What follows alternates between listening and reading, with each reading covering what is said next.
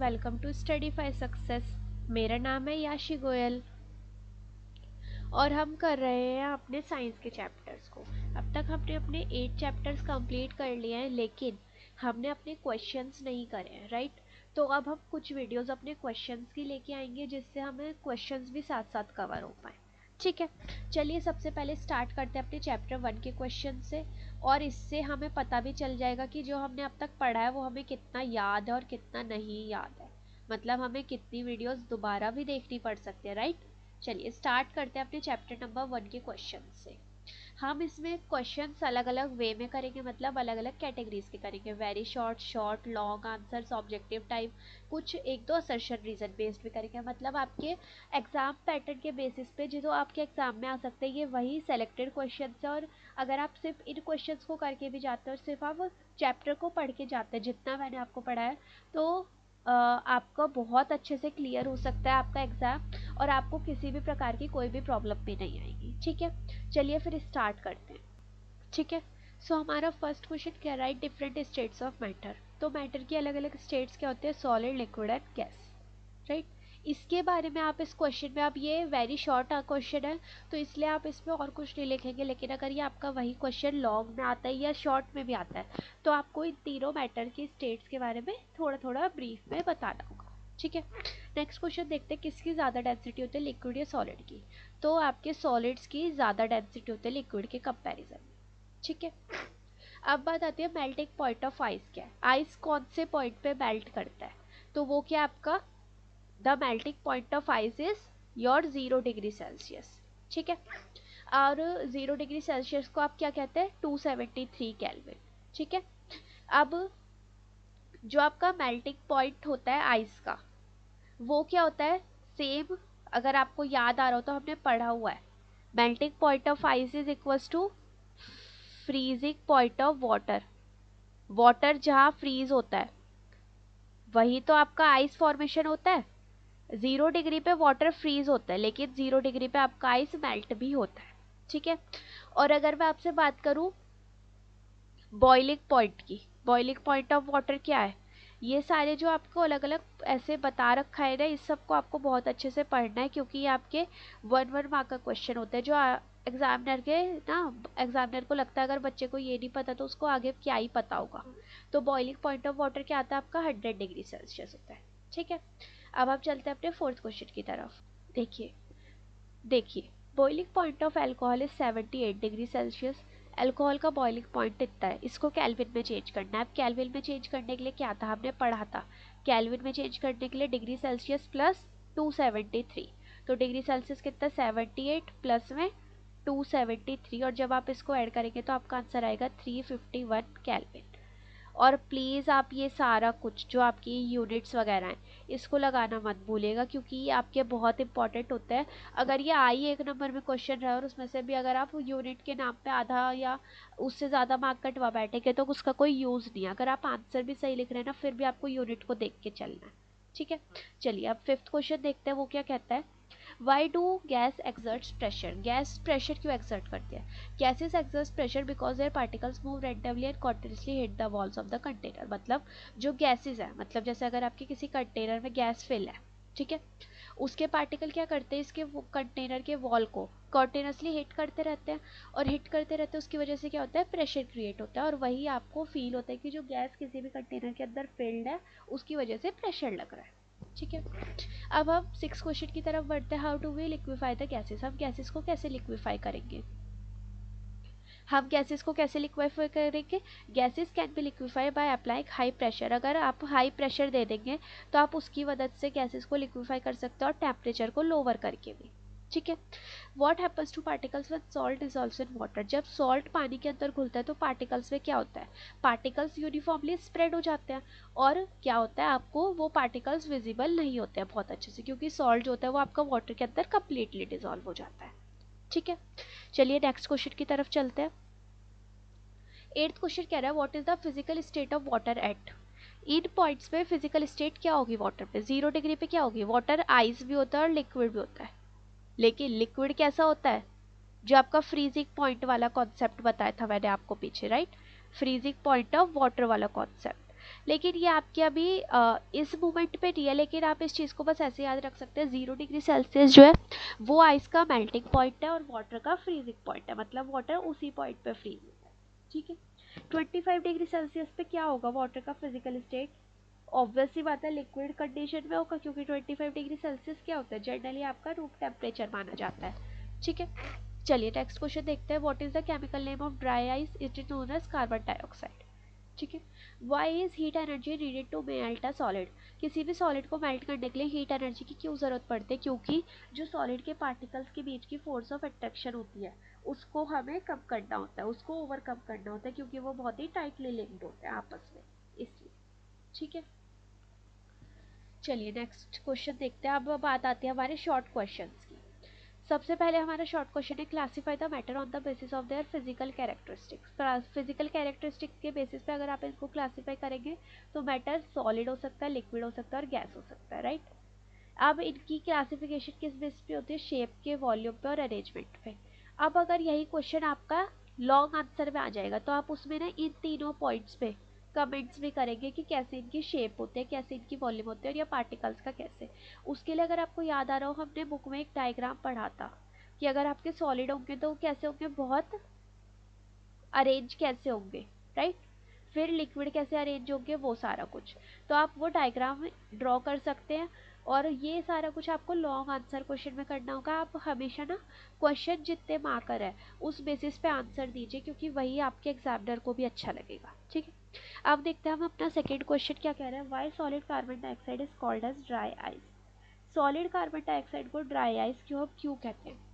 Solid carbon dioxide को हम dry ice इसलिए कहते हैं क्योंकि ये डायरेक्टली गैस में चेंज हो सकता है विदाउट फॉर्मिंग लिक्विड, और ये चीज़ों को गीला भी नहीं करता है। अगर आपने सुना हो एक सब्लिमेशन का प्रोसेस आपने पढ़ा था, राइट, कि गैस में चेंज हो जाता है बीच की कंडीशन क्या है, लिक्विड कंडीशन, उसको बनाए बगैर। ठीक है, अब देखते हैं अपना थर्ड क्वेश्चन क्या कहता है। Why do we keep ether and acetone at cool places? हम ईथर और एसीटोन को कूल प्लेसेस पे क्यों रखते हैं? अगर हम इनको हाई टेम्परेचर वाले प्लेस पे रखेंगे तो ये क्या हो जाएंगे, बहुत जल्दी इवेपोरेट हो जाते हैं हाई टेम्परेचर पे। और अगर हम उनको कूल प्लेस पे करते हैं तो उसकी वजह से क्या होता है, इवेपोरेशन जो होता है वो स्लोज डाउन होता है और क्या होता है, लॉस से भी हम बच सकते हैं, क्योंकि ये दोनों आपके केमिकल्स बहुत ही कॉस्टली भी मिलते हैं। ठीक है, और एक बहुत इंपॉर्टेंट रोल प्ले करते हैं किसी भी लेबोरेटरी प्रैक्टिस के अंदर भी। ठीक है, अब चलते हैं हम अपने फोर्थ क्वेश्चन की तरफ। Right two factors which will increase rate of evaporation? Evaporation किन फैक्टर्स की वजह से बढ़ सकता है? First is your increase in temperature and second one is your increase in surface area. ठीक है, अब ये शॉर्ट क्वेश्चन है तो इसलिए आपको इनके बारे में फिर से एक्सप्लेन नहीं करना है, लेकिन अगर ये वही लॉन्ग क्वेश्चन आता है तो आपको इनके बारे में एक्सप्लेन भी करना होगा। ठीक है, और अगर मैं आपसे पूछूं यहाँ पे, अगर सिर्फ आपको 2 फैक्टर्स बोले लेकिन टोटल तो 4 फैक्टर्स होते हैं, तो बाकी के 2 फैक्टर क्या है आपके? एक है आपका डिक्रीज इन ह्यूमिडिटी, ह्यूमिडिटी कम होनी चाहिए। थर्ड फैक्टर क्या हो गया, डिक्रीज इन ह्यूमिडिटी। और फोर्थ क्या था हमारा, increase in wind speed, right, अगर आपको याद आ रहा हो तो ये सारा कुछ। अगर कहीं भी किसी क्वेश्चन में ऐसा होता है ना कि आपको पूरा आंसर नहीं पूछा, जो आपका पूरा आंसर आपने पढ़ा हुआ है, तो प्लीज़ मेक श्योर कि आप उस क्वेश्चन के साथ साथ ना बाकी का आंसर भी साथ साथ मेमोराइज करते चले। अब देखिए, हमें सिर्फ यहाँ पे 2 फैक्टर्स पूछा था, लेकिन हमने बाकी के 2 फैक्टर्स को भी एनालिस्ट कर लिया। क्या हो गया उससे, हमें आंसर में नहीं लिखना, वो ऑब्वियस सी बात है, जितना पूछा आप उतना ही बताएंगे, लेकिन आपके माइंड को तो पता चल गया ना कि हाँ ये दोनों में और मुझे ये भी साथ में याद रखना। ठीक है, ऐसे हमेशा जब भी आप इन पॉइंटर्स को माइंड में रख के पढ़ाई करेंगे ना, कभी भी लाइफ में कभी भी आपको ये रिग्रेट नहीं होगा कि मैं और अच्छे से पढ़ सकती थी, क्योंकि ये बहुत ही एक, क्या कहना चाहिए, बहुत हाई प्रैक्टिसेस हैं जो आपको ना कोई अच्छे से नहीं बता पाएगा। मतलब ये कोई वही बता सकता है जिसने खुद वो चीज़ कर रखी हो, क्योंकि ये सारा कुछ मैंने कर रखा है और ये मैं आज भी करती हूँ। जो मैंने आपको पहले भी बताया था, साइंस एक ऐसा सब्जेक्ट है जिसे आपको कभी भी बैठ के मेमोराइज करने की ज़रूरत नहीं है।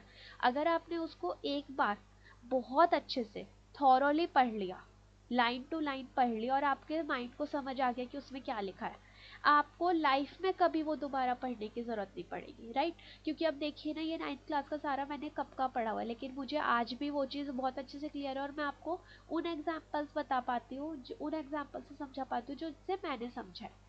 सो ये गॉड ग्रेस है, मतलब गॉड की कृपा है कि उनकी वजह से ही हम ये सारा कुछ कर सकते हैं और आपको ये सारे पॉइंटर्स मिल पा रहे हैं, ये सारी ट्रिक्स पता चल पा रहे हैं, तो प्लीज़ इन पे वर्क ज़रूर कीजिएगा, ठीक है। चलिए नेक्स्ट क्वेश्चन की तरफ बढ़ते हैं। Which gas is supplied in the liquefied form at home और हॉस्पिटल्स।